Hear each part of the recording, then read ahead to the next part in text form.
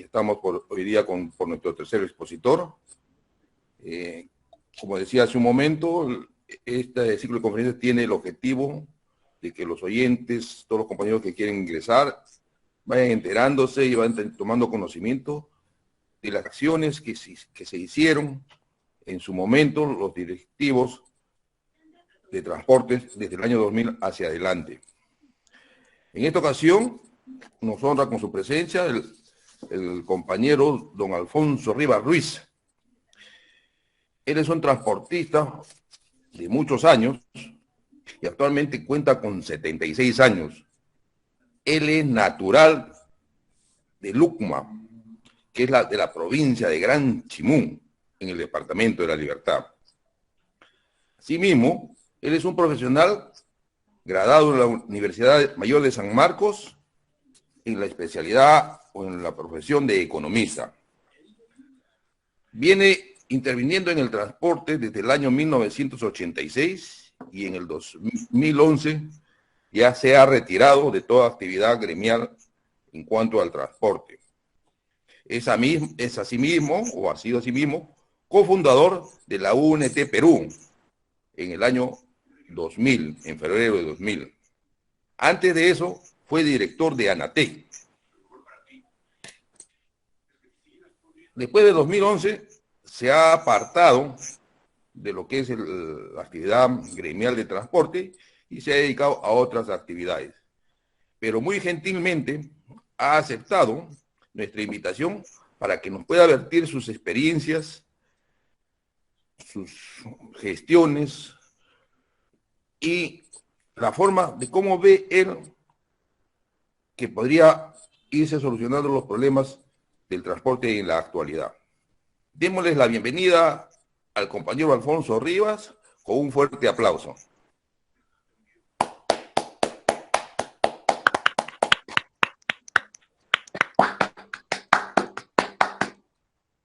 Don Alfonso, no sé si me están escuchando. Buenas noches. Buenas noches. El micrófono es suyo, don Alfonso. Bienvenido. Muchas gracias, René. Muy amable. Amigos camioneros, después de tiempo nos volvemos a ver. Y como todos verán, notarán que las nieves del tiempo hicieron su trabajo y en las respectivas sienes de cada uno de nosotros. Bueno, te agradezco, René, por la gentileza de invitarme para hoy día decirle algunas palabras a los amigos camioneros y también a los que me escuchan. Espero solamente que lo que les diga no sea, sea de su atención y que les sea, por lo menos les sirva de algo. Así que sin más, quería decirles que el tema que René me ha pedido que trate de transmitirles, en primer lugar es digamos, una breve reseña de la historia de las entidades representativas en el sector transporte. Luego tratar, tal vez, digamos, dada la situación actual, desde mi punto de vista, tratar de indicarles digamos, qué podríamos hacer ante una situación más o menos complicada que atraviesa el sector de carga, de transporte de carga en camión. Y finalmente, darles ya no como un tema, digamos, estrictamente gremial, sino como un tema, digamos, ya para el caso de un planteo, de una solución, de un reclamo que puedan plantear, qué cosa es lo que desde mi punto de vista sería lo más importante para esa eventualidad. Sin más, entraremos en el tema. Miren, no todas las entidades representativas del sector transporte de carga en camión nacieron en este siglo. De hecho, hay algunas asociaciones cuyos orígenes se remontan hasta mediados del siglo pasado. Aquí encontramos a la Asociación de Transporte de Carga en Camión, ANATEC, al Sindicato de Camioneros de Arequipa y a la Unión de Transportistas de Carga. de Tacna. Estas entidades son bastante más antiguas de lo que nos imaginamos. Algunas nacieron a mediados del siglo, otras un poco antes. En febrero del año 2000, algunos transportistas que, bueno, pensábamos de que en ese momento había mucha dificultad y muchos problemas y no había alguien que enfocara el tema de la solución de esos problemas, y nos dimos al trabajo de fundar una nueva asociación que llamamos Unión Nacional de Transportistas Dueños de Camiones del Perú, UNT Perú. Esta entidad en poco tiempo se convirtió en la asociación representativa del sector camionero más importante del país. En poco tiempo se fundaron 17 filiales a nivel nacional, al mismo tiempo que el sindicato de Arequipa y la UTC Tacna también se unieron a este proyecto, se unieron a UNT Perú. ANATEC fue la única asociación camionera que rehusó unirse. De este modo, UNT Perú en poco tiempo, eran más o menos 6 meses, se había convertido en la entidad representativa más fuerte y poderosa del país. ANATEC entonces no representaba más del 5% del espectro camionero. En aquel año empezó el tercer periodo del gobierno de Alberto Fujimori y, como todos conocen, aquel gobierno terminó poco antes de que termine ese mismo año. Al promediar el segundo periodo de gobierno de Fujimori y como parte de su política económica, se dieron normas que liberaron la importación de vehículos usados, entiéndase automóviles, combis, buses, camiones, etcétera, que en el corto plazo solucionaron el problema de un crónico déficit de unidades de transporte, especialmente de buses y camiones. Pero a mediano y largo plazo generaron un efecto demoledor en las empresas prestadoras del servicio. Miren ustedes, para que tengan una idea, con el precio de un camión o bus nuevo se podía comprar 10 o más unidades del mismo tipo, pero de segundo uso, por supuesto. En este escenario entraron tantos camiones usados al país que las tarifas se redujeron a una cuarta parte de lo que habían estado 1 o 2 años atrás. Fue tal el efecto de la abundancia de camiones que la empresa Volvo, que fabricaba camiones en el Perú, se fue para nunca más volver, y los camiones y buses y semirremolques seguían entrando a raudales. De todas las empresas que fabricaban remolques y semirremolques en Lima y Callao, solo sobrevivió una. Las demás, todas quebraron. De las que ahora existen, muy pocas pasan de 15 años de antigüedad. Algunos se preguntarán, ¿y esto qué tiene que ver con el tema que me han dado para exponer?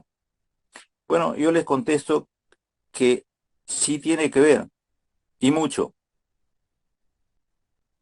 Hoy en día hay una crisis porque los camioneros no son capaces de subir sus tarifas ni siquiera a un nivel que les sirva para recuperar el costo.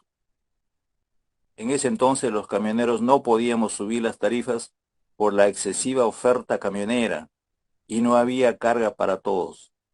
Los generadores de carga imponían las tarifas que querían pagar, y si no lo aceptabas como transportista camionero, te hacían conocer muy firmemente que esta es la sopa de Herodes: o la tomas o te jodes. Igual que ahora. Este era el principal problema de entonces, también es el mismo ahora, aunque en el año 2000 habían otros problemas. Su importancia no estaba al mismo nivel, obviamente, pero habían otros problemas, pero el principal problema era el excesivo parque camionero. Como se verá, este era un problema grave y de su solución o no dependía la misma subsistencia de cada camionero. Era vivir o morir. Como de costumbre, la autoridad nos llamó para conversar, pero también como de costumbre no se solucionó nada. Querían medirnos y se enteraron quiénes éramos. Consultadas las bases en sendas asambleas, se decidió ir a un paro nacional camionero cuyo inicio se programó para el 20 de septiembre del año 2000. Pocos días antes de esa fecha, UNAT Perú había cumplido 7 meses de vida.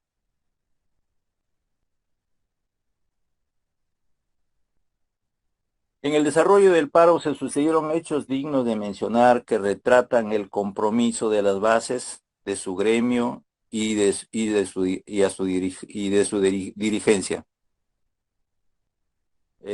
No me voy a extender mucho en este tema porque sería larguísimo, pero solamente le voy a mencionar algunas cosas. Los arequipeños pueden sentirse orgullosos de su gente, siempre lo han sido, son una clase de peruanos bien especial, pero este es un caso de un chico arequipeño que bordeaba los 17 o 18 años, que manejaba un Volvo N88 y había sido colocado en medio de la pista en la variante. Allí él estaba a bordo de su camión cuando una delegación de policía vino acompañado por un cargador frontal y le exigieron que se retirara. Este jovencito le dijo: yo no me voy a retirar, si ustedes quieren matarme, háganlo. Prefiero morir de pie antes que vivir de rodillas. En Tacna,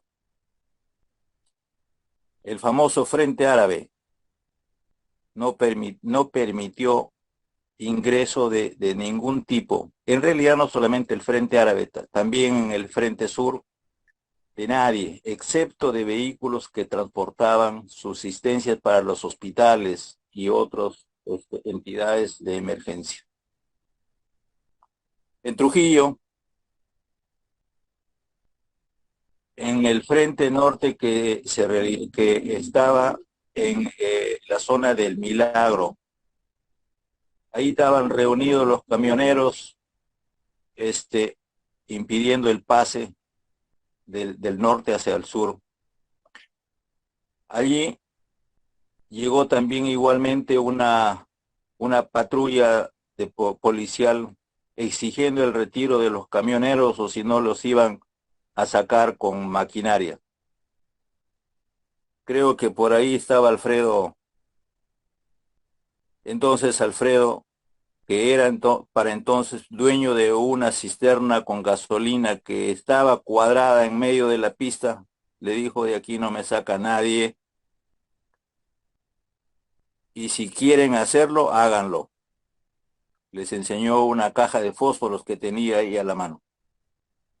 Por supuesto que la policía no hizo nada. Allí mismo había otro amigo en Trujillo que tenía una chapa curiosa, le decían cerebro con hormigas. Era un tipo muy dinámico. Era el surtidor de las ollas comunes tanto en el frente norte como en el frente sur de Trujillo. Este cerebro con hormigas se dio basto para atender durante todo el tiempo que duró el paro a todas las ollas comunes que se hacían en ambos frentes, tanto en el norte como en el sur. Una semana después del paro falleció. Y así, en todos los lugares donde el paro fue muy fuerte, se dieron cosas así que podríamos decirlo, en algunos casos fueron actos heroicos. Sin embargo, el tema no es ese. Como estaba previsto, el paro se inició el 20 de septiembre a las 0 horas, duró 10 días. Y aunque tuvimos la mala suerte que el gobierno de Fujimori entrara en descomposición debido al descubrimiento de una serie de actos de corrupción cometidos desde el gobierno por el mismo presidente y su círculo familiar y de funcionarios más cercanos, nuestros objetivos se cumplieron casi en su totalidad. Como verán, la corrupción no tiene tinte político, puede ser de derecha como la de Fujimori o de izquierda como la actual. Este fue el primer paro camionero que podemos definirlo como realmente nacional. Fue muy duro. Una imagen que les puede dar una idea del nivel de confrontación lo vemos cuando el gobierno, para desbloquear las entradas de la refinería de Pampilla en el Callao, utilizó cargadores frontales que convirtieron en chatarra los camiones de los huelguistas. Aún así, el paro no solo no se levantó, sino que se fortaleció. Se alcanzaron, como decía, todas nuestras demandas, incluyendo la prohibición de los vehículos usados, que era nuestra principal demanda. La materialización de este objetivo se hizo a través de un decreto de urgencia que se dictó entonces, dispositivo legal que tiene el mismo rango de ley del Congreso. En recuerdo de aquella fecha y del pundonor, firmeza, desprendimiento y valentía con que se luchó en aquellas largas jornadas, el gremio decidió que cada año, el 20 de septiembre, se celebrará el Día del Camionero Peruano.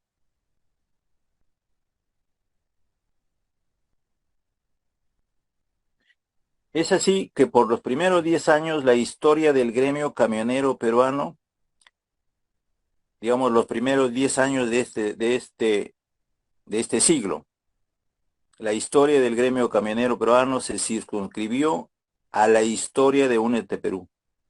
La otra asociación existente, ANATEC, con su nicho de 5% o menos de representación real, siguió allí como furgón de cola. Únete Perú, por su lado, siguió como la mayor entidad representativa del gremio camionero en este marco y siempre en representación de los intereses camioneros. Se realizaron 2 paros nacionales al gobierno de Toledo, uno al gobierno de Alan García y uno al gobierno de Humala. Como el resumen apretado de algunos de los logros que se alcanzaron en aquellas jornadas de lucha y a lo largo de los 10 primeros años de vida de Únete Perú, les podemos mencionar. Primero, es un hecho histórico, obviamente, la fundación del gremio y la forma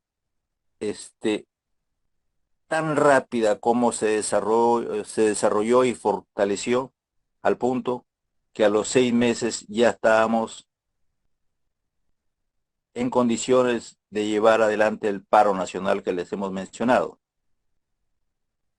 Por sí solo, sin apoyo de ningún otro gremio o entidad representativa. Y este fue el primero y más grande paro nacional camionero que existió, por lo menos hasta ese momento, en el Perú. El mismo que se planteó a un gobierno dictatorial como lo era el gobierno de Fujimori. No fueron tiempos fáciles, fueron tiempos difíciles. Cuando nosotros teníamos que, digamos,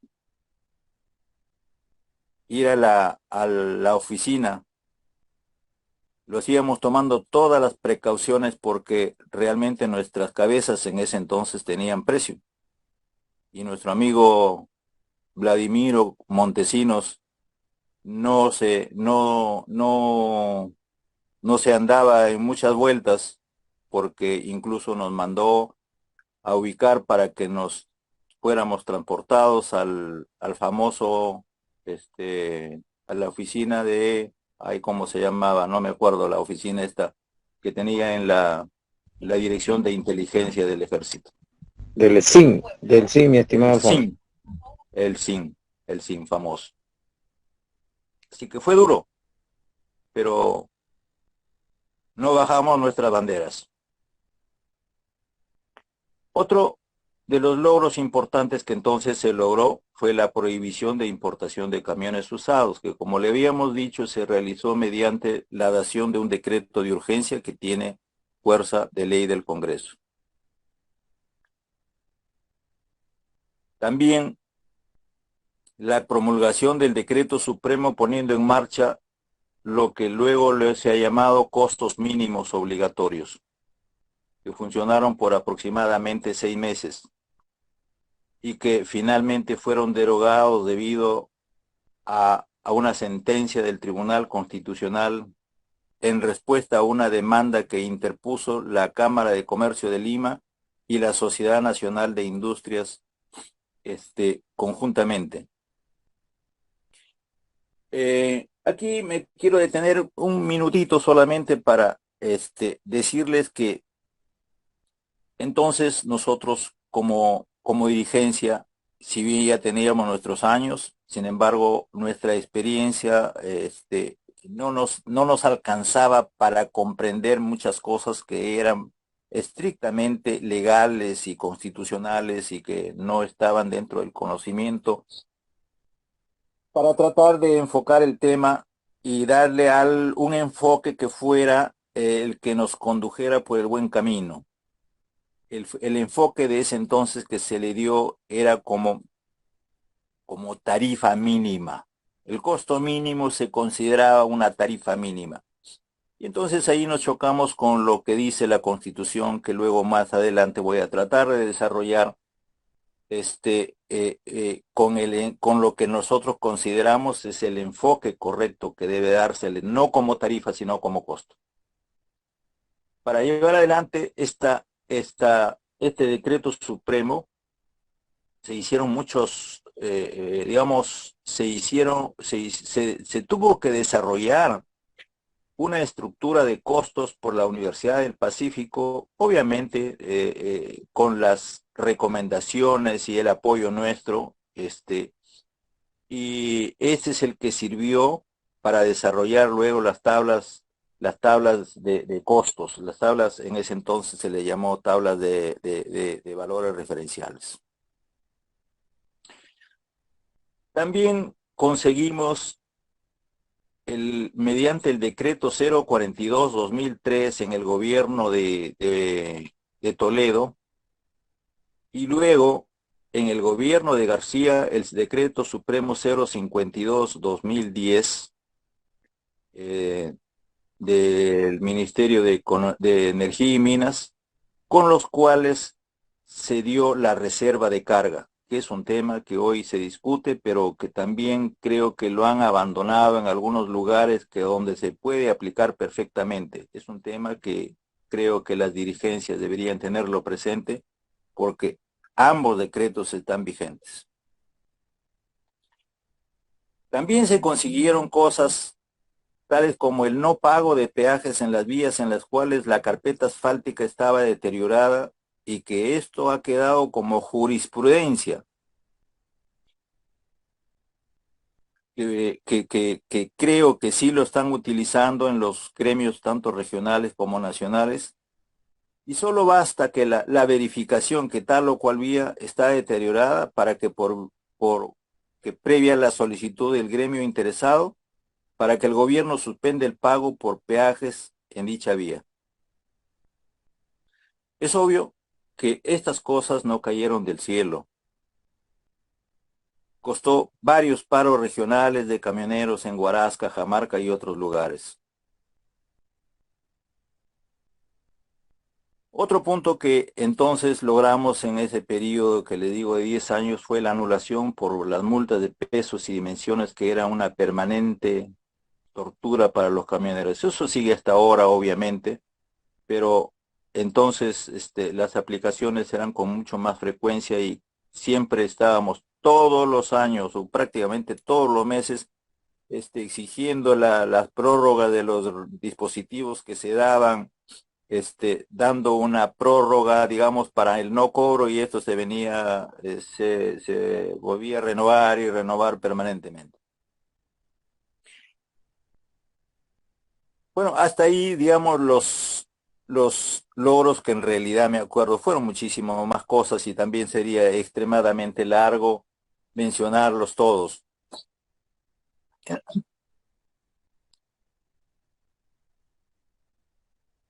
Por otro lado, quería contarles una especie de anécdota que se produjo entonces, porque los gremios representativos de los generadores de carga y ahora, por supuesto que no estaban muy contentos con el accionar del gremio camionero. Y para expresarlo con hechos, la Cámara de Comercio de Lima y la Sociedad Nacional de Industrias de manera conjunta demandaron a los directivos del gremio, Alfonso Rivas, Carlos Arrieta y Carlos Bianchi, ante el Tribunal Arbitral de Indecopi por presunta concertación de precios en el tema de los costos mínimos. Fueron tiempos difíciles porque enfrentarse con los escasos recursos personales que cada uno de nosotros tenía, a bufetes completos de abogados de los que disponen estas instituciones, fue difícil, pero después de 2 años ganamos. El presidente de Confiep, que ya ha fallecido, por eso no menciono su nombre, tenía un sueño, verme detrás de rejas, y así lo expresaba cada vez que lo entrevistaban en televisión. Gracias a Dios, no le dimos gusto.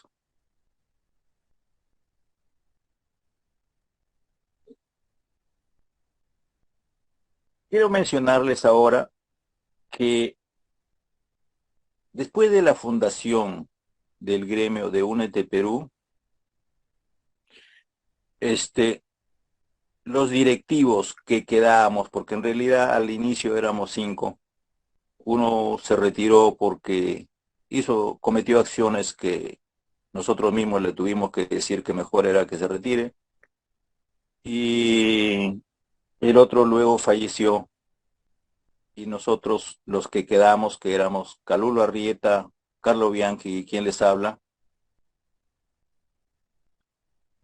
veníamos participando de los directorios que se elegían entre el 2000, el año 2000 y inicios del año 2011, se sucedieron 4 directorios. Pero al cabo de este periodo de 10 años, los socios fundadores que integrábamos aquellos directorios decidimos apartarnos de la dirigencia porque considerábamos que ya habíamos aportado al gremio nuestra cuota de trabajo y sacrificio, y que ya era tiempo de que la dirección fuera asumida por una nueva gente, nuevas generaciones, digamos, con nuevos deseos de trabajar y nuevas formas de gobierno del gremial. Se realizaron elecciones con la participación de todas las filiales y afiliados regionales, y se eligió a una nueva junta directiva que es la que actualmente maneja la asociación. En realidad no entendemos las razones por las que después de 12 años y sin que se haya llevado a cabo ningún proceso eleccionario, esta dirigencia aún siga al frente de Únete Perú. Esto significa que el actual es un gremio ilegítimo que está actuando de manera ilegal y en la más absoluta informalidad. Esto no es una crítica destructiva contra la actual dirigencia, como alguien podría pensar. Es solo una descripción de los hechos. Es importante mencionar que cuando los socios fundadores se retiran de la dirección de Únete Perú, aparte de Anatec, no existían otras entidades representativas del gremio camionero.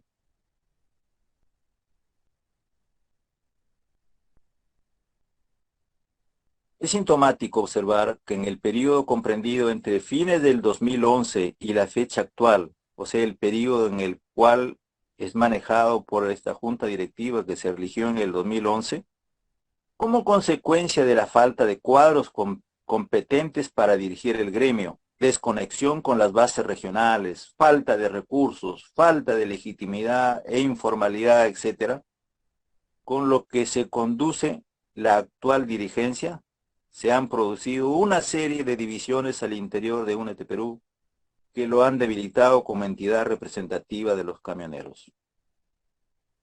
Paralelamente, a nivel nacional, se han fundado muchas otras entidades representativas, supuestamente nacionales unos y otros regionales, cada uno de los cuales se presenta a sí mismo como el verdadero y auténtico representante del gremio camionero. Es claro que ninguno es ni verdadero ni auténtico, que solo se representan a sí mismos y en el mejor de los casos a una fracción del espectro camionero. Amigos, esa es la historia que al menos yo conozco del gremio camionero nacional desde, digamos, los que nos antecedieron a nosotros, y luego la historia de lo que nosotros manejamos y la nueva junta directiva de Únete Perú hasta el momento, y los otros gremios que no conozco, en realidad no sé, poco conozco de su trayectoria, de los dirigentes actuales, pero sé que son varios. Entonces, la pregunta en este momento sería, ¿qué hacer?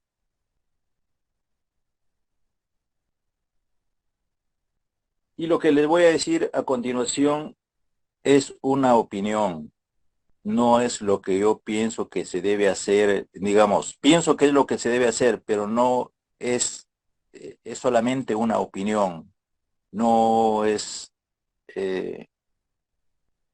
no es algo que debe hacerse porque yo lo digo o porque sea así, sino que es mi opinión, y como opinión es discutible. Así las cosas, yo veo que desde el punto de vista camionero, la situación es poco alentadora.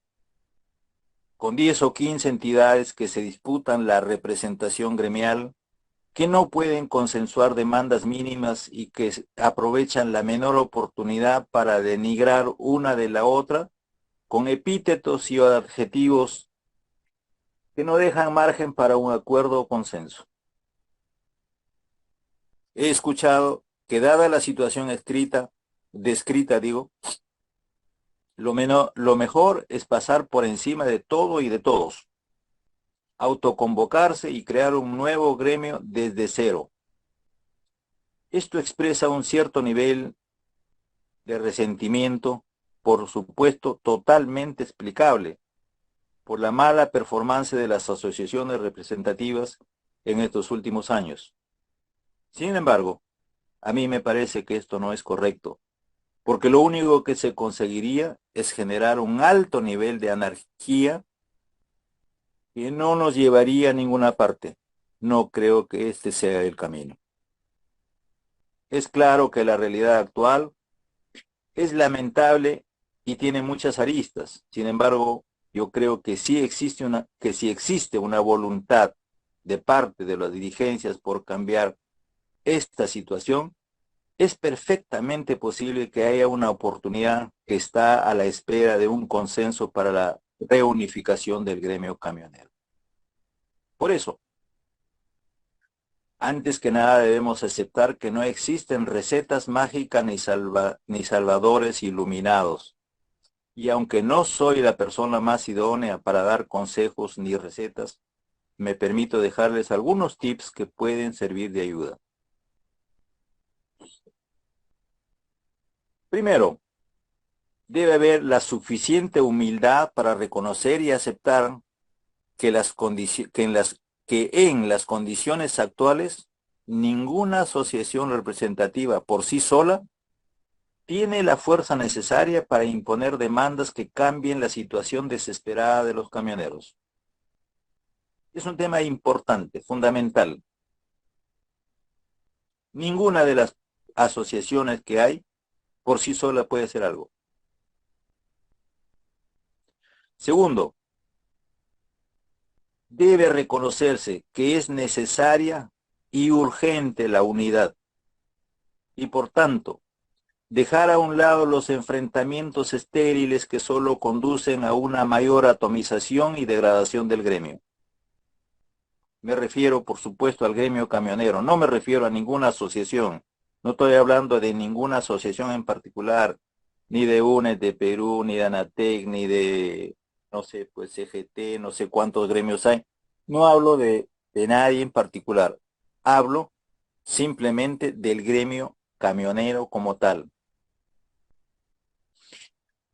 Tercero, debe reconocerse como principio rector que el interés gremial está siempre por encima de los intereses personales, de facciones o de grupo.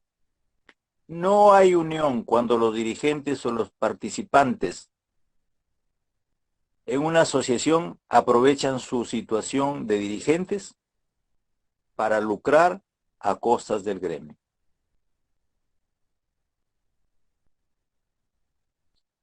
Cuarto, se debe reconocer que la unidad siempre es entre personas y asociaciones con objetivos e intereses comunes.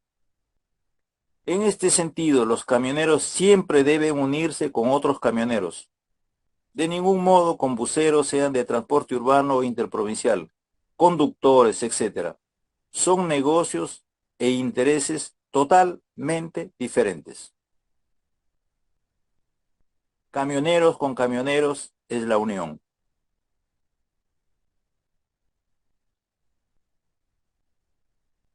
Cuarto, igualmente se debe reconocer que un gremio nacional es tan grande y fuerte como lo son sus bases regionales.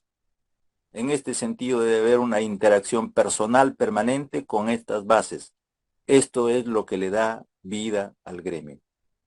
Y remarco que debe ser interacción personal, no como lo que estamos haciendo, por ejemplo, ahora, para efectos gremiales, esto no es suficiente. Dirán, ¿por qué? Porque cuando se trata de realizar alguna actividad, tiene que irse a las bases, y las bases, enteradas del tema, acuerdan apoyar esa actividad, sea paro, sea lo que fuere. Y ese acuerdo es lo que vale. No es posible, al menos desde mi punto de vista, ver que un acuerdo se logre porque, digamos, 15 personas que están hablando de forma virtual acuerdan algo y ya se acordó y eso tiene que cumplirse. Yo, desde mi punto de vista, considero de que eso no puede ser. El contacto es interpersonal. Si no se hace eso, realmente es poco, creo, lo que se puede lograr. El contacto personal con las bases es lo que le da vida al gremio. Estos son mis, digamos, lo que podríamos llamar mis consejos, que o lo toman o no lo toman. Eso ya es tema de las dirigencias. Sin embargo, creo sinceramente que si las dirigencias de las diferentes asociaciones representativas del gremio camionero se declaran una tregua y se sientan en una mesa a conversar sin imposiciones ni pretensiones ajenas a su propia realidad, poniendo por sobre todo los intereses gremiales, es posible encontrar puntos de encuentro y acuerdo que permitan lograr unidad en la diversidad de opiniones.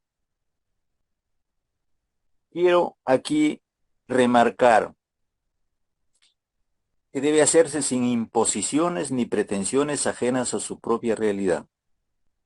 ¿Qué quiero decir con esto? Que pensar, por ejemplo, de que me estoy reuniendo con los gremios menores. Es simplemente decir que estoy haciéndolo porque yo como grande le estoy haciendo un favor a los otros al reunirme con ellos.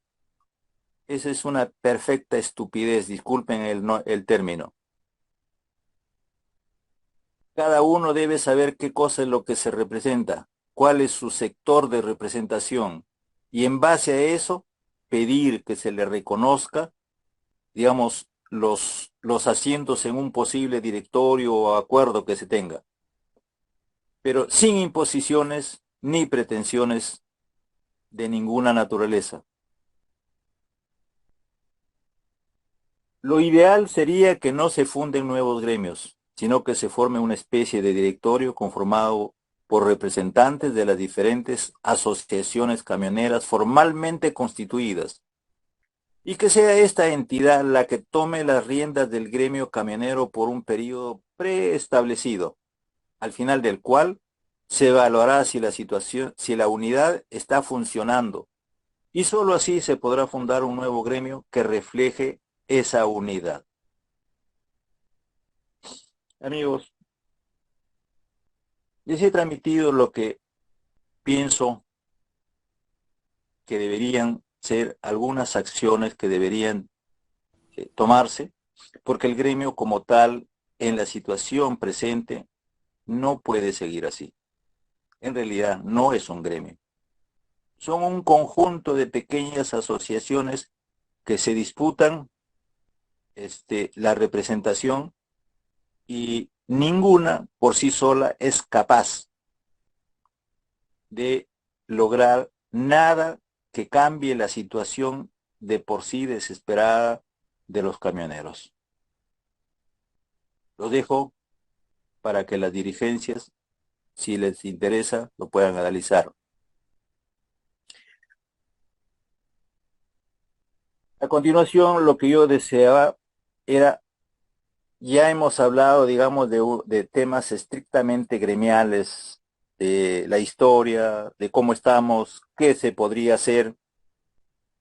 Ahora, les quiero transmitir algo que personalmente he trabajado, es una propuesta para el supuesto caso en que se tenga que negociar con el gobierno alguna solución que sea realmente, digamos, una solución, digamos, si me permiten la cacofonía, una solución que solucione el tema camionero.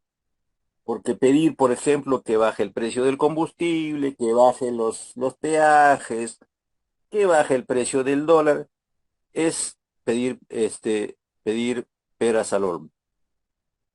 Realmente debe plantearse una solución realmente que aplique de manera permanente, que cualquiera sea la condición o el nivel en el que se pongan los precios de los diferentes factores del costo, no alteren, no modifiquen la situación del camionero, simplemente que el camionero tenga la capacidad de transferir los incrementos del costo a su flete. Muy bien, permítame medio minuto, quiero cambiar de pantalla porque lo tengo por otro lado ese archivo.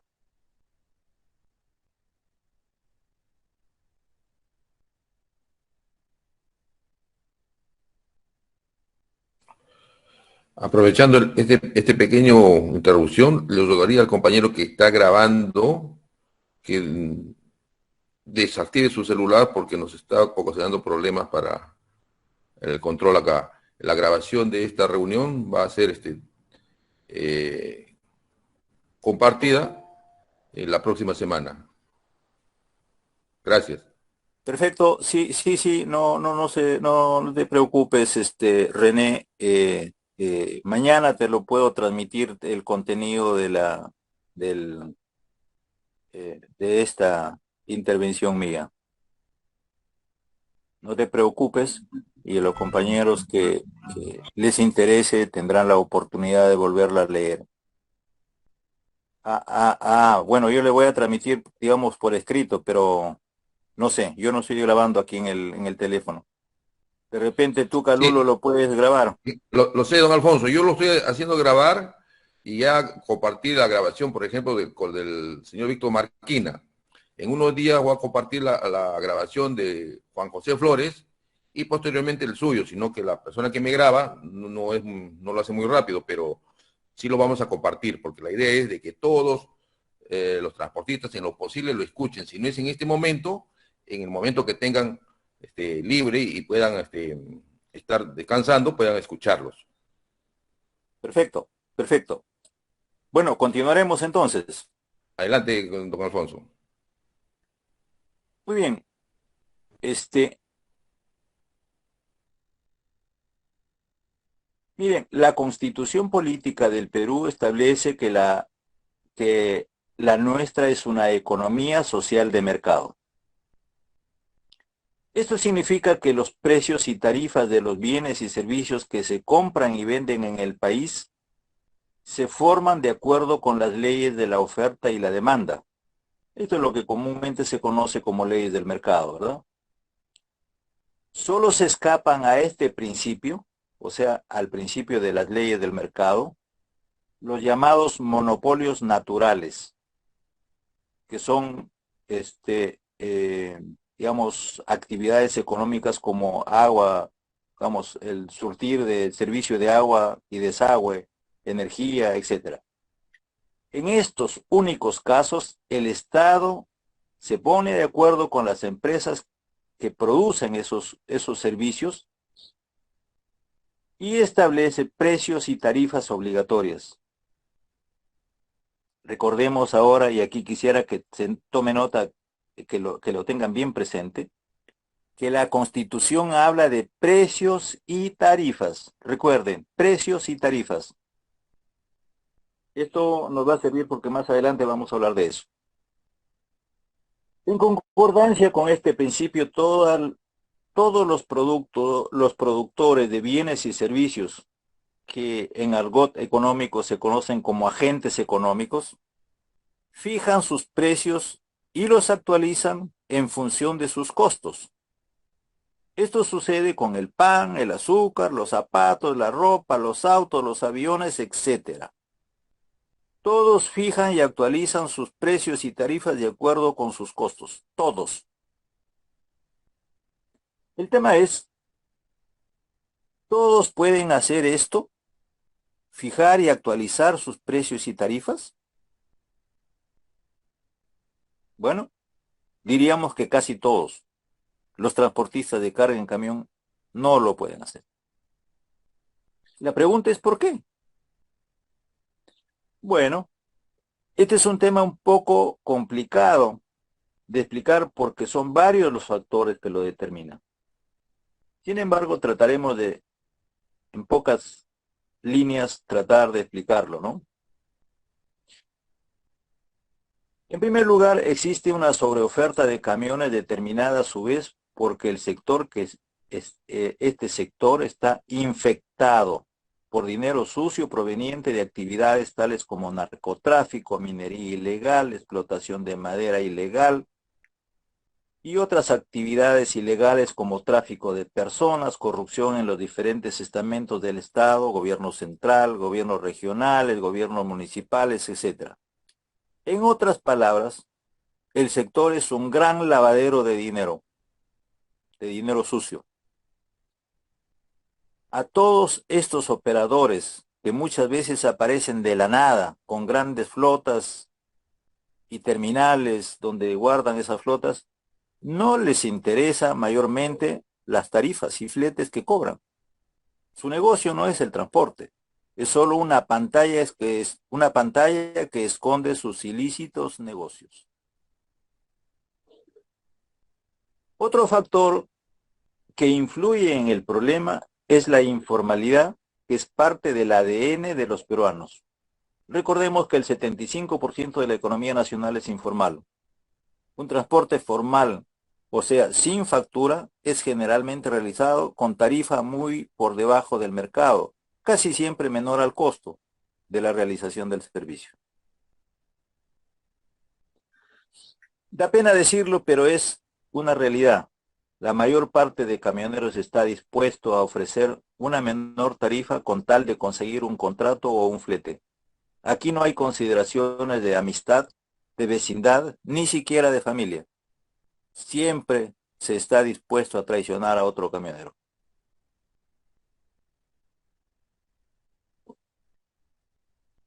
Muy bien, hasta aquí la introducción de este tema. Ahora pasaremos a hablar de lo que ya es el fondo del problema. Hemos hablado de la imposibilidad de establecer precios y tarifas para el transporte de carga en camión. Esto es una realidad y no se puede alterar. Pero analicemos qué es un precio o tarifa, que en el transporte se llama flete. Esta categoría económica es la sumatoria de tres factores componentes. El costo, más el margen de utilidad, más los impuestos. La sumatoria de estos tres factores te da el precio o la tarifa que se cobra por el bien o servicio que se transa. Graben bien estos tres factores. Costo más margen de utilidad más impuestos igual tarifa o precio. El costo a su vez es la sumatoria de todos los factores que lo integran, como combustible, neumáticos, peajes, personal, costo del dólar, etcétera, etcétera. Con pequeñas diferencias es prácticamente igual para todos. O sea, el costo en buen romance es igual para todos, sea grande, pequeño, mediano o unicamionero. Básicamente el costo es igual. El margen de utilidad es la rentabilidad que cada transportista, de acuerdo con sus expectativas, desea y si puede, lo aplica en retribución a su inversión y su trabajo. Esta categoría es la que, en teoría, debería diferenciar a un transportista de otro. ¿Por qué? Porque yo como transportista de repente digamos, para mí me basta tener un margen del 10%, pero para otro transportista dirá, no, para mí no, eso no es suficiente, para mí debe ser 20, otro dirá 5 y así. Entonces, esta categoría es la que diferencia a los transportistas, porque es totalmente variable de acuerdo a lo que quiere cada uno y puede hacer como tarifa. Cuando se suma el costo más el margen de utilidad, el resultado se llama valor de venta. Eso creo que todos lo conocen, ¿no? Pero cuando no hay margen de utilidad, el valor de venta es igual al costo, ¿verdad?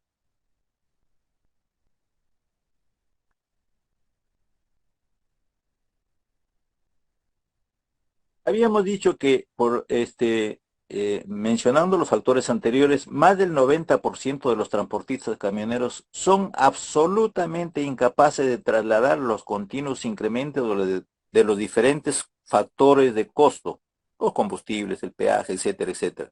Y por esta razón, la situación económica financiera es desastrosa, prácticamente una quiebra técnica y pérdida del patrimonio.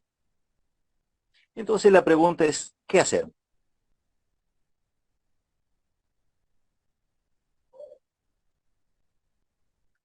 Ya que los fletes o tarifas del transporte de carga en camión están muy lejos de ser realmente tarifas, porque desde hace tiempo dejaron de contener el ingrediente principal para llamarse así, o sea, el margen de utilidad. En este momento, como creo que la mayoría lo hace, no tienen margen de utilidad, están comiéndose la cola. Es más, ni siquiera sirven para recuperar el costo de la realización del servicio. Por esta razón, los transportistas camioneros deben exigir al gobierno, y aquí viene, digamos, la parte importante, deben exigir al gobierno y luchar por el establecimiento de un valor de venta mínimo. Ojo, repito, valor de venta mínimo equivalente al costo. Repito, valor de venta mínimo equivalente al costo. Este valor de venta mínimo equivalente al costo no es opuesto al mandato constitucional que impide el establecimiento de precios y tarifas. Ojo, que la Constitución habla de precios y tarifas, prohíbe el establecimiento de precios y tarifas obligatorias. Sin embargo, aquí nosotros estamos hablando del costo, ¿no? Por eso que decimos valor de venta mínimo equivalente al costo. ¿Por qué valor de venta mínimo? Porque el valor de venta mínimo no tiene margen de utilidad, porque no somos capaces de poner utilidad por encima del costo. Entonces, este valor de venta mínimo no contiene margen de utilidad. Por tanto, el valor de venta mínimo es equivalente al costo. Y como tal, no es opuesto al mandato constitucional que impide el establecimiento de precios y tarifas, porque este concepto no es tarifa, ya que no contiene el margen de utilidad, remarco, que es el componente básico de una tarifa o precio.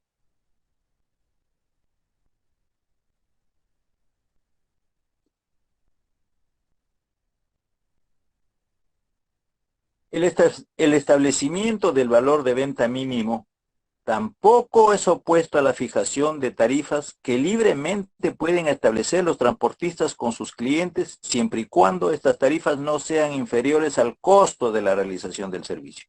¿Qué quiero decir con esto? Que si un transportista cualquiera que sea consigue, digamos, que a través del establecimiento de la obligatoriedad de cobrar el costo mínimo, también puede negociar, si es que lo puede hacer, con su generador de carga de tal modo de que a partir del costo mínimo se fije una tarifa, pero nunca por debajo del costo mínimo, o sea, del valor de venta mínimo, que es el costo.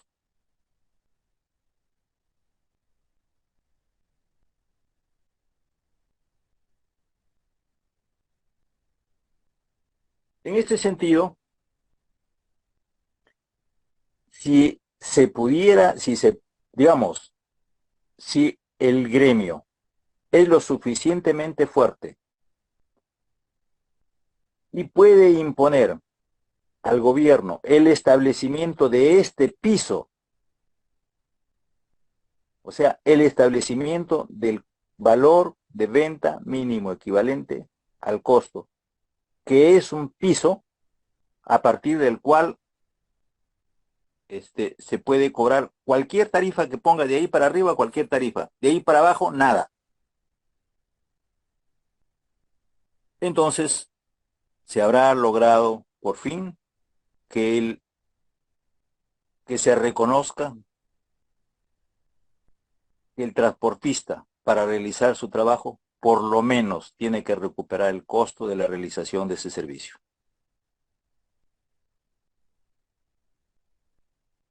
Ahora bien, si esto fuera así, si se lograra, si se consiguiera ese logro,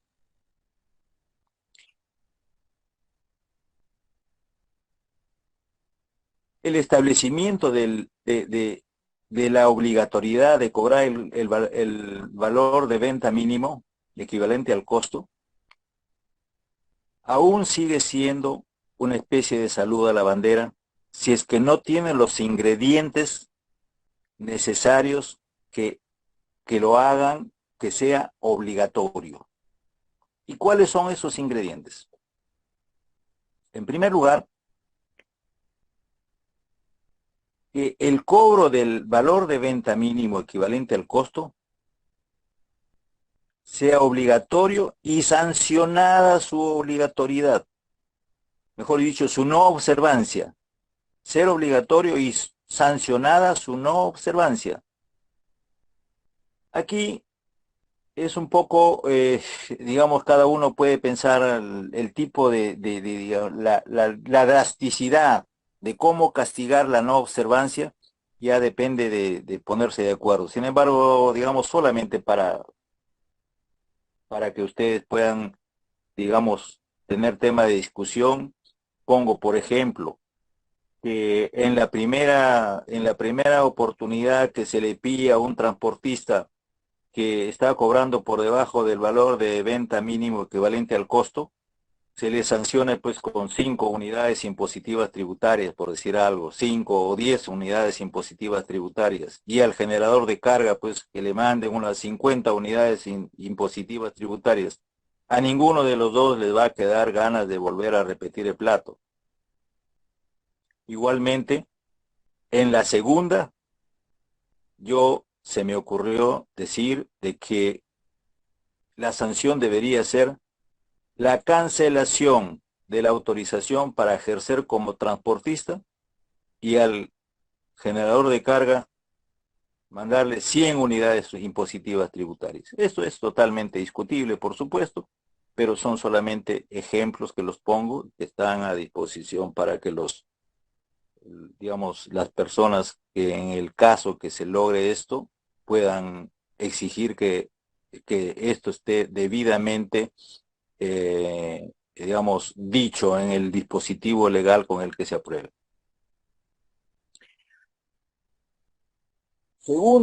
Segundo ingrediente que deben tener, y estos ingredientes son fundamentales por si acaso, no son cosas que, bueno, ya nos dieron el valor de costo mínimo, del valor de venta mínimo equivalente al costo, entonces ya, felices. Mira, si no puedes implementarlo, es como si no se te hubiesen dado nada.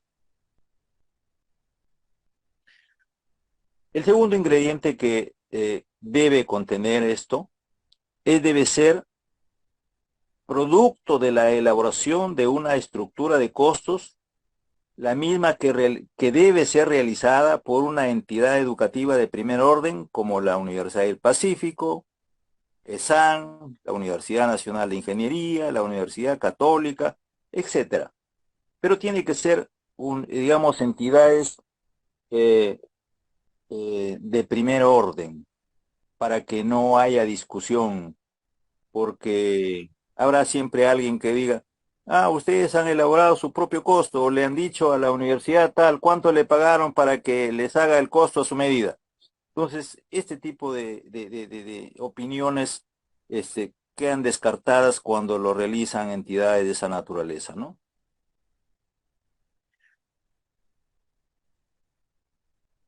Y ustedes dirán, ¿qué es una estructura de costos? Que es diferente de la tabla de costos, por si acaso. Una estructura de costos es, digamos, es un trabajo que se realiza, es un trabajo teórico que se realiza en el que se recogen todos los factores de costos, se estudian cada uno de ellos. Por ejemplo, en una estructura de costos tiene que establecerse la empresa tipo, la cantidad de camiones y de qué marcas son los que se toman en cuenta, que sean más o menos los que hay más en el mercado, cuánto cuesta cada camión, cuánto es, digamos, cuál es la incidencia de cada uno de esos factores, el costo del camión, los intereses, etcétera.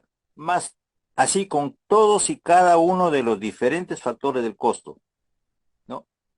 Para decir, en el caso, por ejemplo, de los combustibles, ¿cuál es el precio del combustible a tomar en cuenta en la estructura de costos? ¿Es el precio ex planta? ¿Es el precio en el grifo? ¿De cuál de los grifos? Porque en el grifo A el petróleo está a 20 soles, en el grifo B está 19.50, en el C está 22. Entonces, ¿cuál de ellos es el que va a ser el representativo para esta estructura de costos? Es un trabajo, como digo, teórico que que sea realizado por alguien que conozca bien, y por supuesto que el gremio, en la medida de lo posible, debe intervenir para apoyar esto, porque a veces nos sacan la vuelta por allí. Por experiencia se lo podemos decir. Ahora bien, la estructura de costos ya se refleja en la realidad, en la práctica, mediante las tablas de costos. Eso es lo que conocemos como actualmente se conoce como tablas de valores referenciales.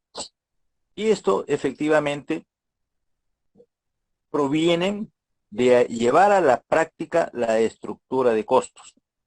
Y entonces, al final, salen en estas tablas de costo lo que se considera como costo para las diferentes rutas. Y aquí también hay un adicional, un añadido. Debe tenerse presente que todas las rutas no son iguales, aunque el kilometraje sea igual en dos rutas diferentes, no necesariamente se debe cobrar la misma tarifa. ¿Por qué? Porque en las tablas de costos deben expresarse las variaciones y correcciones por tipo de vía. Si una vía es asfaltada, tiene digamos, un peso, por decir algo, de 1.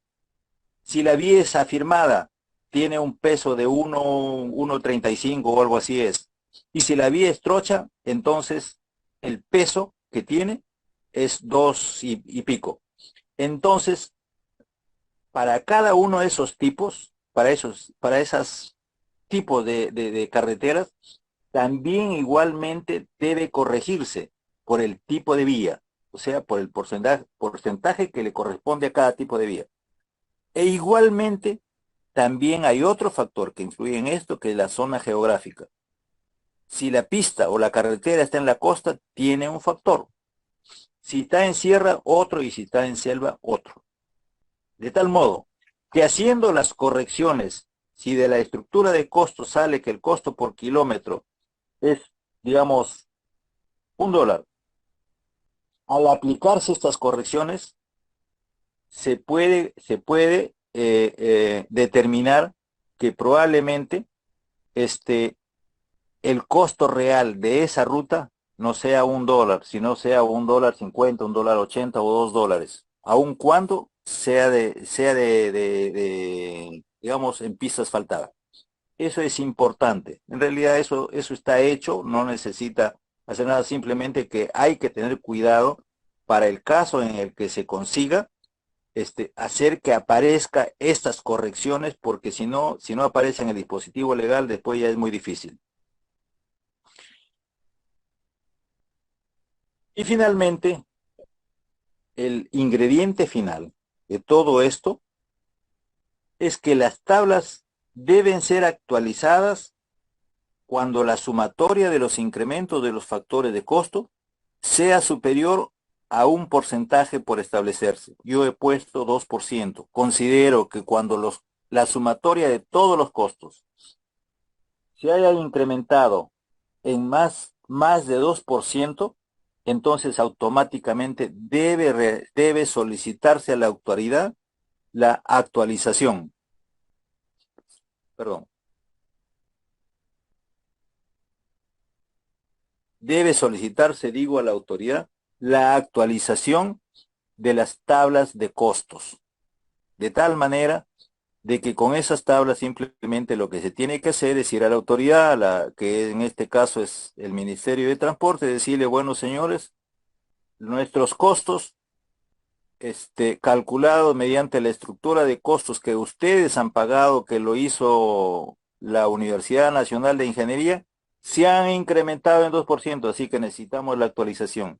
Y como esto también forma parte del decreto de urgencia o del decreto supremo con el que se apruebe, simplemente según el artículo tal de tal decreto, de tal dispositivo legal, dice que cuando se incrementen, cuando la sumatoria de los costos se incremente en 2 o más por ciento, debe actualizarse. Venimos acá para que nos actualice.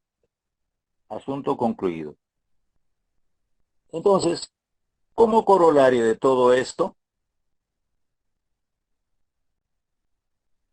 les puedo decir que con el establecimiento de un mecanismo de esta naturaleza, el transportista camionero no tiene por qué preocuparse por el incremento de los precios del combustible, los peajes, el precio del dólar, los lubricantes, etcétera, etcétera.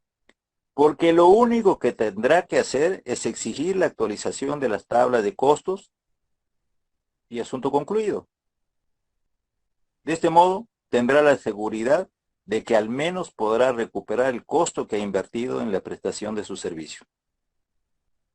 Por otro lado, no tendrá necesidad de pelearse con el gobierno ni con su generador de carga, porque ellos habrán dejado de ser los oponentes de siempre. El gobierno porque dejará de ser el componedor de todos los problemas derivados del incremento de los factores del costo, y los generadores de carga porque seguirán haciendo lo que siempre hacen, o sea, trasladar sus costos a sus clientes.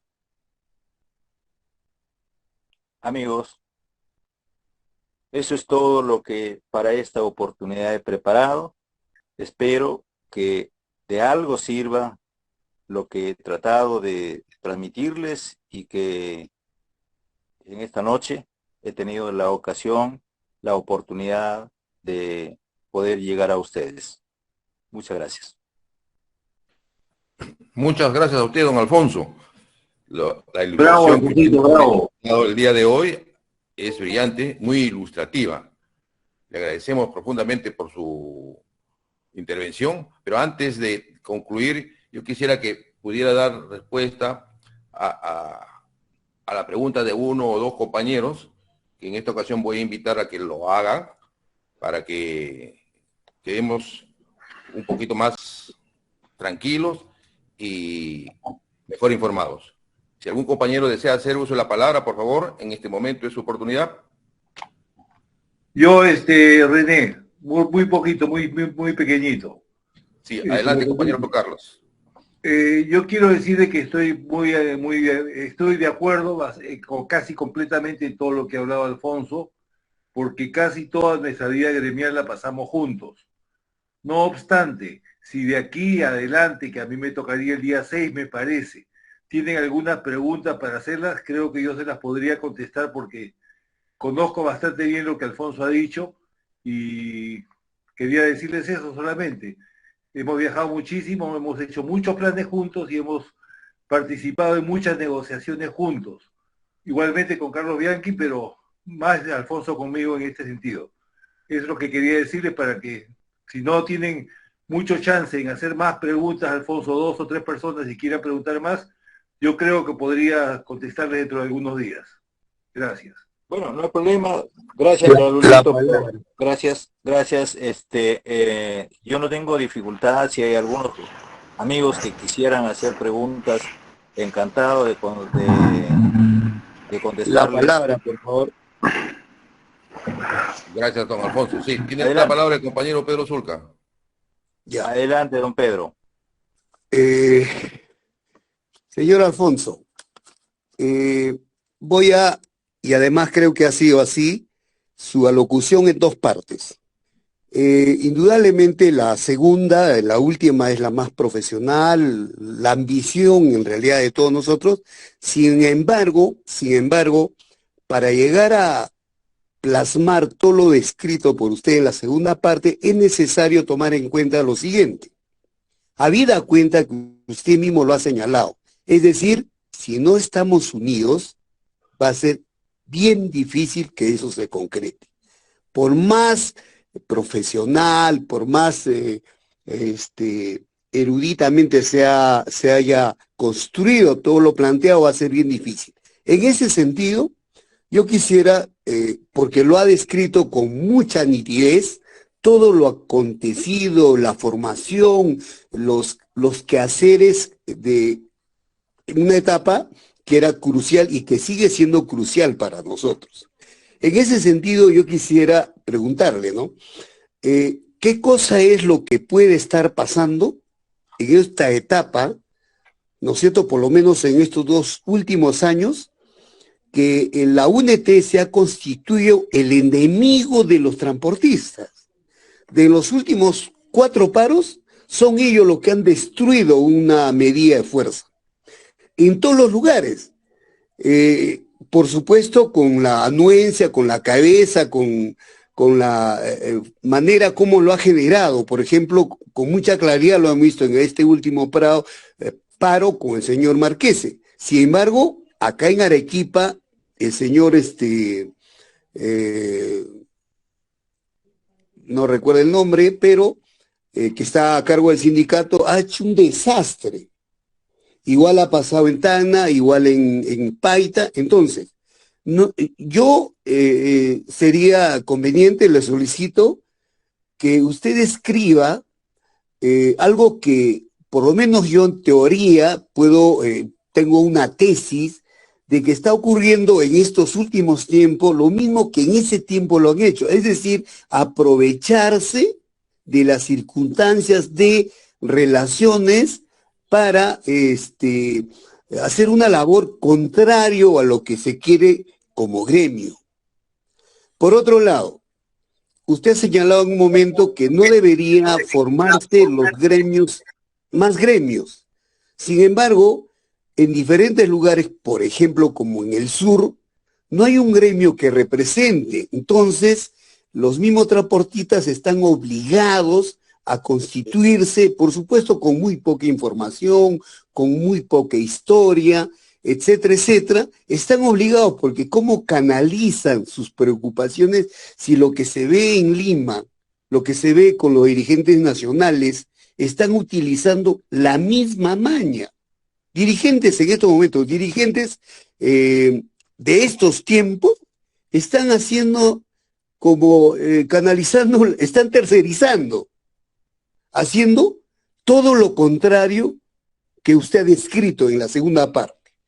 En ese sentido, yo desearía que usted con más claridad señale si esas circunstancias han dado, por qué lo han hecho y si lo siguen haciendo. Y por otro lado, ¿qué cosas con claridad plantearía usted para que esto se revierta? Por ejemplo, con el señor Sánchez, ya me acordé, con el señor Sánchez del sindicato de Arequipa. O sea, no podemos tener una persona que esté al frente de una organización de transportistas que no es transportista, no tiene ni una carretilla. Eso es inaceptable, no tiene sentido. Entonces, ¿por qué la UNT ha llegado a eso? Que se ha vuelto en este momento el cáncer de los transportistas. Los 4 paros han pasado necesariamente por la obstaculización que ellos mismos han hecho.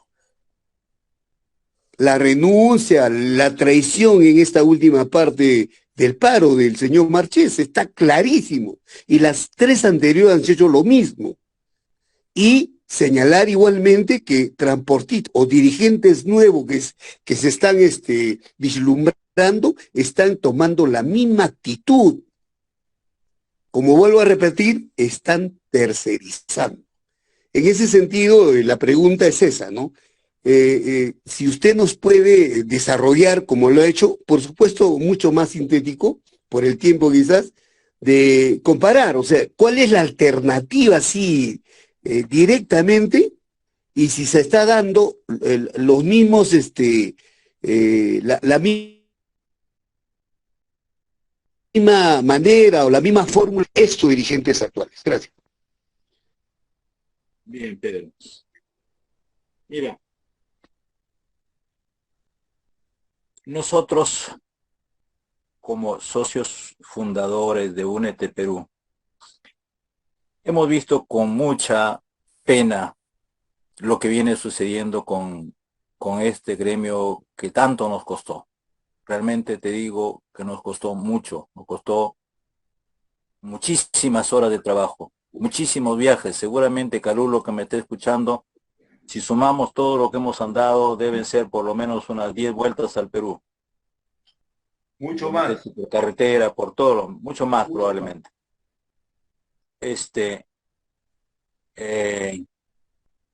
Y obviamente cuando nos hemos ido, no esperábamos que esto sucediera, porque a nosotros nadie nos dijo que nos fuéramos. Nosotros decidimos retirarnos, porque es también conocido de que cualquier entidad que pretenda permanecer en una, digamos, dirigiendo a una asociación, es dañino, le está haciendo daño a su asociación. En este caso nosotros entendimos y comprendimos que debíamos retirarnos porque ya había llegado nuestro momento y que ya habíamos dado lo que teníamos que dar y que tenían que venir otras personas.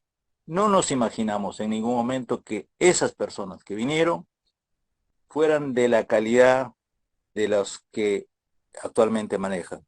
Yo ya lo dije, que es que la directiva, este directorio, es total y absolutamente ilegal, porque los estatutos de UNET Perú establecen que tienen que hacerse elecciones cada 2 años. Ellos están 12 años y no se han ido, no, o por lo menos no han llevado a cabo elecciones. Entonces, siendo ilegales, si se establece algún tipo de unión, digamos, con los gremios que están legalmente constituidos, ellos son ilegales, no podrían participar. ¿Se da cuenta el daño que le hacen a UNET Perú esas personas? Bueno, pero no nos detengamos en eso, veamos el futuro. Yo sí veo, honestamente, posibilidad de que el gremio se pueda relanzar.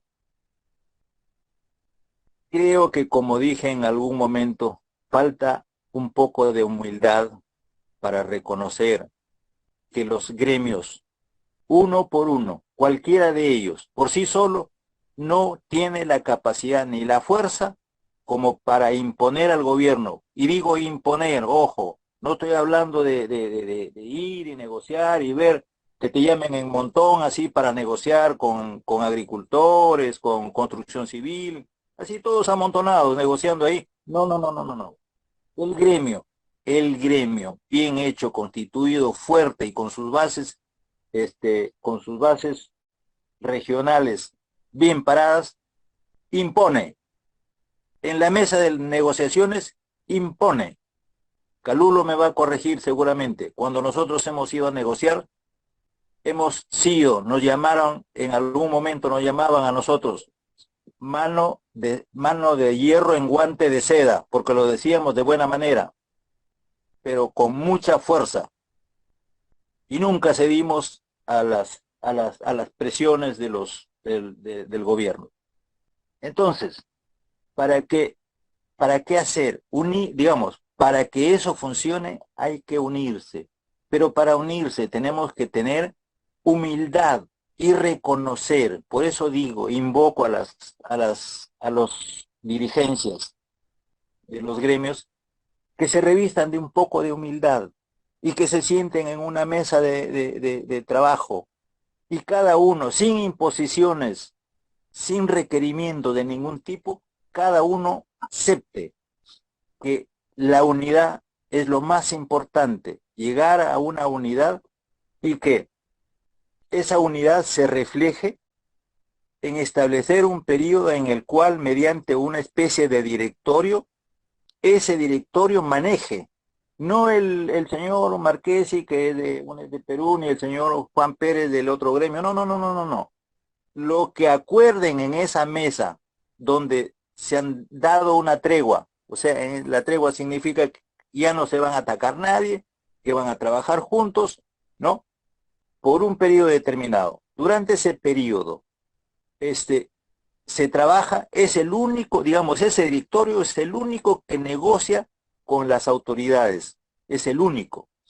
Al final de ese periodo, si la unidad está funcionando, entonces ahí pueden hacer dos cosas. O toman el nombre de uno de cualquiera de los gremios, el que consideran más representativo, o simplemente fundan un nuevo gremio, pero ya en base a esa unidad. Ese nuevo gremio reflejará esa unidad acordada en una mesa. Pero antes que todo tienen que darse una tregua. Si no hay tregua, si no dejan de atacarse uno al otro, aprovechar la mínima oportunidad para atacarse, que Únete Perú fue el que hizo tal desgracia en tal paro y que el otro que no hizo porque no se plegó en el momento oportuno, que el otro por N razones, y entonces siempre hay motivos para pelear. En cambio, si nos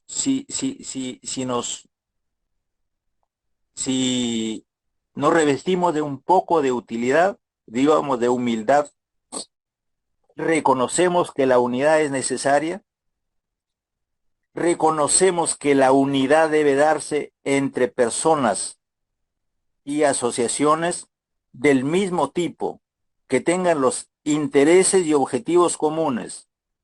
Camioneros con camioneros, no camioneros con buceros ni con trabajadores del volante, lo que sea. No, son negocios e intereses totalmente diferentes.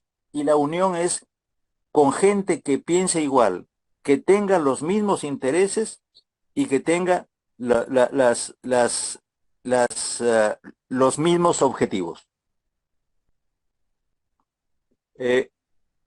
Debe también en esa unión, debe quedar como principio rector fundamental que el interés gremial está por encima de los intereses particulares y personales. Y desterrar, poner una cláusula, lo que sea, que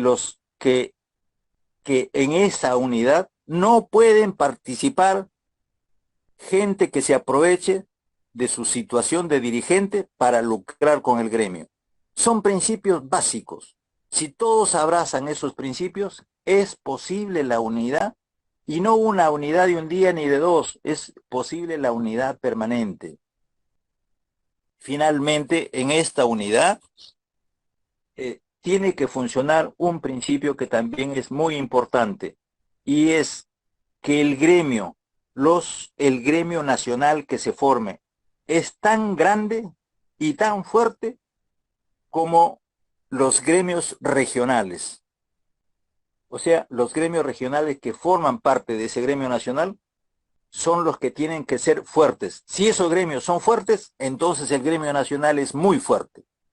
Pero si no lo es, entonces no hay fuerza. Y como no hay fuerza, no se puede imponer absolutamente nada al gobierno, ¿no? Además, para que se logre que esos gremios sean fuertes, no es cuestión de conversar por teléfono hoy día con el señor, o qué sé yo, con el señor Fuentes de Arequipa, y le pregunto, oye, Fuentes, ¿tú estás dispuesto? Vamos, el gremio de Arequipa está dispuesto a plegarse al paro que vamos a hacer reclamando tal cosa. Le dice, sí, sí, sí, claro, por supuesto que sí, listo. Pero tú no sabes si él ha consultado con su base para que llegado el momento realmente lo apoyen. Entonces, ¿cómo hacer? Tienes que ir allá a Arequipa. Tienes que ir a hacer una asamblea en Arequipa, y que la asamblea de Arequipa con sus dirigentes queden comprometidos. Si es posible, hacer un acta, que en realidad debe hacerse siempre, un acta en el que diga que Arequipa sí responde, va a responder al paro porque han acordado. Y así con Tacna, con Piura, con Paita, con Trujillo, con todos. Eso demanda esfuerzo, sacrificio, porque no es cuestión solamente de decir, sí me voy pues, pero necesitas dinero, necesitas que las personas, los dirigentes, se dediquen al gremio. Entonces, ahí hay un problema. Pero si se logra superar ese problema, la unidad es perfectamente posible, y una unidad permanente. No sé si digamos satisfizo tu pregunta. Gracias, don Alfonso. Sí, dado Perdón, la perdón, hora, yo quisiera añadir algo más. Yo creo de que una de las, una de las consecuencias o una de las causas por lo que ha explicado nuestro amigo Pedro Zulca de lo que ha pasado en los últimos paros y en las últimas actividades que han habido, es que la dirigencia, o sea, la cabeza del gremio, debe viajar, debe conocer los sitios, debe conocer las situaciones, cómo están las carreteras, cómo abusa el generador de carga, cómo, cómo te para la policía. Todas esas cosas deben de conocerlas, y el transportista de todos los sitios del Perú debe conocer a sus jefes, a sus dirigentes. Se comprometen, conociéndose se comprometen, no se fallan. Lo miras a los ojos y no puedes negarlo, después no puedes decirle que no, que tú entendiste mal.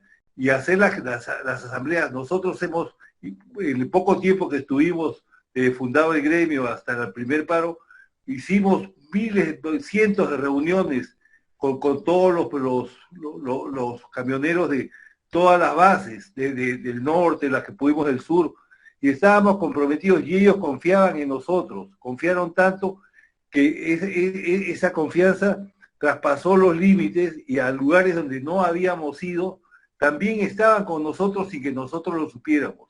Recuerdo que una vez estábamos negociando con los ministros y nos dijeron, señores, ya no podemos negociar con ustedes, a no ser de que desbloqueen la carretera en Chala, Palpa, Nazca, Camaná, y nosotros no teníamos bases en esos lugares. Y le dijimos, señores, nosotros no los conocemos, no sabemos quiénes son. Entonces, ¿por qué han parado? Porque es el sentimiento camionero. Todo lo que nosotros reclamamos, ellos están de acuerdo con lo que nosotros pedimos porque es justo. Entonces, yo creo que eso es lo que ha faltado un poco con la última dirigencia. Yo creo que Javier Marquesi no ha viajado, ni sus directores tampoco, no han viajado, no los conocen, solamente hablan, muchas veces no están ni en las reuniones, y eso es malo. El hecho de aceptar una presidencia o una vicepresidencia de un gremio implica muchísimo compromiso y mucho sacrificio, que yo creo que en esta última dirigencia que ha habido no la ha habido. Bueno, es más o menos lo que quería decir, podría decir muchas cosas más, pero no es mi turno, no es mi tiempo. Gracias. René, quisiera dar unas palabritas. Adelante, don José. ¿Qué tal? Buenas noches. José Cervantes los saluda a todos los presentes. En esta reunión quiero agradecer mucho a mi expresidente Alfonso Rivas, del cual aprendí bastante y sigo aprendiendo, la verdad, en hablarnos claramente las cosas. Y señores, lo que quizás no sé, lo que tenemos que tener en cuenta es que nadie nos va a resolver nuestros problemas camioneros si es que no lo hacemos en unión. Todos los camioneros, todos y cada uno de los que hemos estado presentes, tenemos que hacerle saber al resto de camioneros para que todos unidos podamos tener una sola idea. Y esa idea va a ser la idea del triunfo para todos. Ya estamos cansados que solamente surjan transportistas que lavan dinero, que les han regalado los camiones y que los verdaderos camioneros estén perdiendo sus camiones, estén perdiendo, porque los estamos perdiendo, señores. Tenemos ya que tener en claro hacia dónde estamos yendo. Estamos yendo al fracaso si es que no nos unimos con humildad como debe ser. Alfonso, te agradezco que haya sido tan claro, que se haya entendido muy bien todo lo que has dado, todo lo que nos has enseñado y todas las experiencias que has aprendido durante los años que fuiste presidente con Calulo y viajaron tanto. Yo estuve presente, yo sé que han viajado, yo sé el sacrificio que han hecho y todo. Muchas gracias y buenas noches. Muchísimas gracias, don José. Muchísimas gracias a todos los presentes. Me siento bastante contento porque el día de hoy hemos aumentado la audiencia y así sucesivamente vamos a seguir aumentando seguramente a medida que también vayamos compartiendo los videos de estas reuniones. Les agradezco profundamente por la asistencia el día de hoy y los invito para el día sábado, que va a ser nuestro expositor, el señor José Cervat. Muy agradecido, que tengan buenas noches. Muchas gracias, don Alfonso. Gracias por haberme permitido llegar a ustedes, hermano. Gracias. Te felicito, Alfonso, extraordinaria tu exposición. Buenas noches, señor. ¿Cómo está? Quisiera aprovechar la oportunidad para saludarlo a don Carlos. ¿Cómo está, don Carlos? Segundo pintado, Ecopapas.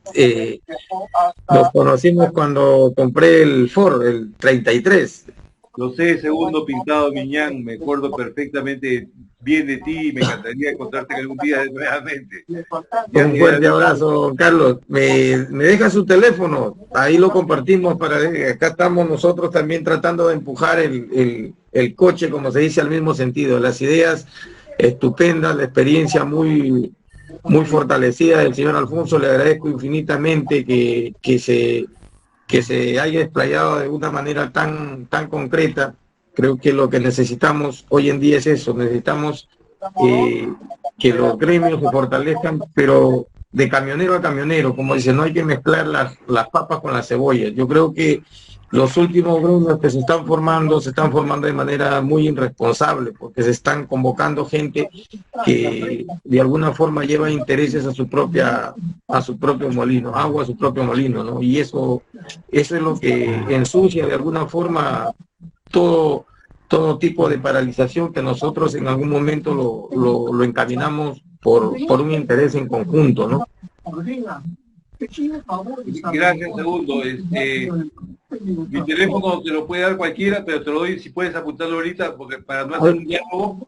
Sí, lo tomo nota. 510 ¿Me lo puede repetir, don Carlos? 982-510-836. 982 510-836. 510-836, ¿no? Gracias, Segundo. Después me llaman y después hablamos porque es una conversación gremial, no particular. No, sí, Gracias. correcto. Un abrazo. Compañeros, muy buenas noches nuevamente. Buenas noches, señor René. Muchas gracias por la invitación. Gracias a ustedes. Buenas noches. Buenas noches, gracias. Buenas noches. Segundo. Buenas noches, Alfonso. Un gusto, don Carlos. Chao.